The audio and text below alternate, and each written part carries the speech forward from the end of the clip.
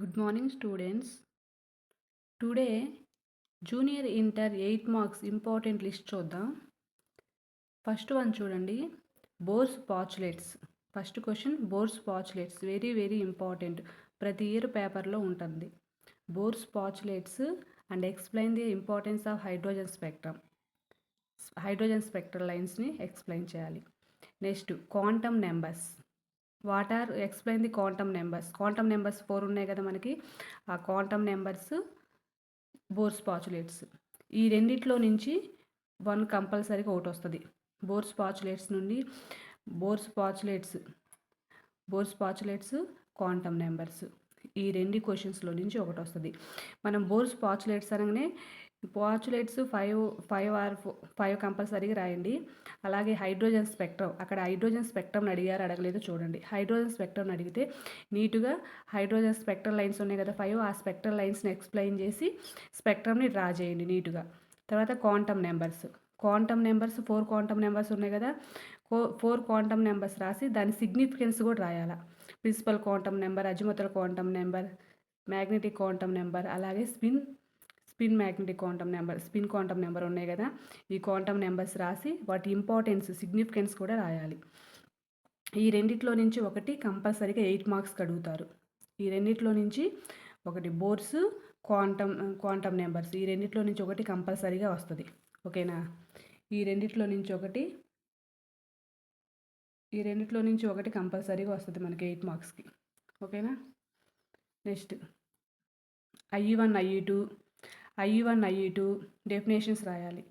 Why IE2 is greater than IE1 reason రాయాలి. Next, factors. IE1 IE2 యొక్క factors ఉంటాయి కదా, అయనైజేషన్ ఎనర్జీ యొక్క ఫ్యాక్టర్స్, ఆ ఫ్యాక్టర్స్ రాయాలి. IE1 IE2 డెఫినేషన్కి, IE1 డెఫినేషన్కి 1 మార్కు, IE2 డెఫినేషన్కి 1 mark, IE2 is greater than IE1 అని రాసినందుకు 2 మార్క్స్. మొత్తం ఇంతవరకు 4 మార్క్స్. ఫ్యాక్టర్స్ ఎనీ 4 ఫ్యాక్టర్స్ రాయండి, ఒక్కో ఫ్యాక్టర్కి 1 మార్క్, మొత్తం 4 మార్క్స్.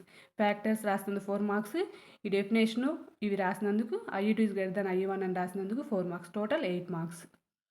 తర్వాత నెక్స్ట్ వన్, SPDF బ్లాక్స్ రాసినందుకు SPDF బ్లాక్స్, ఇది చాలా ఇంపార్టెంట్ అనమాట. ఇది 8 మార్క్స్ క్వశ్చన్. ఓకేనా. S బ్లాక్ గురించి రాసినందుకు 2 మార్క్స్, Pకి 2 మార్క్స్, Dకి 2 మార్క్స్, Fకి 2 మార్క్స్, టోటల్ 8 మార్క్స్. ఓకేనా, SPDF blocks. Next, periodic property. Next question 5th one, periodic property. And periodic properties ఉన్నాయి కదా, ఆ ప్రాపర్టీస్ గ్రూప్లో ఎలా ఉంటాయి, పీరియడ్లో ఎలా ఉంటాయి అని ఎక్స్ప్లెయిన్ చేసినందుకు 8 మార్క్స్. ఓకేనా. 3, 4, 5 చదివితే IE1 ionisation energy, SPDF blocks, periodicity, ఈ 3 క్వశ్చన్స్ నేర్చుకుంటే 1 వస్తుంది. 3 క్వశ్చన్స్ నేర్చుకుంటే మనకి ఎన్ని వస్తాయి, 1 వస్తుంది. 3 నేర్చుకుంటే 1 వస్తుంది. Ionisation energy, SPDF blocks, periodicity 3 నేర్చుకుంటే 1 వస్తుంది. ఓకేనా, పబ్లిక్ ఎగ్జామ్లో.